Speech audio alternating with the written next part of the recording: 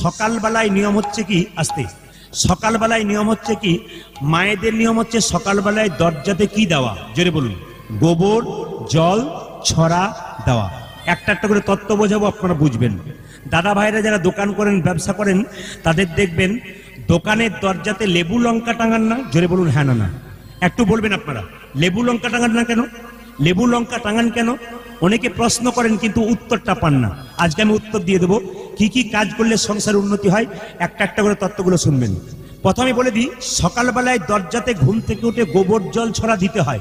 শুধু জল ছড়া দেবেন না মা, কি দেবেন? গোবর জল ছড়া। আচ্ছা বলুন তো, সূর্য ওঠার আগে দিতে হয় না সূর্য ওঠার পরে দিতে হয়? জোরে বলবেন। আগে। আচ্ছা, সূর্য ওঠার আগে দিলে কি হয়? 33 কোটি দেবদেবীর আসা যাওয়া হয়। আর সূর্য ওঠার পরে দিলে কি হয় না, যমরাজা খাতা কলম নিয়ে দাঁড়িয়ে থেকে কজন মেম্বার আছে, কাকে ক নম্বরে নিয়ে যাবে, নোট করতে থাকে।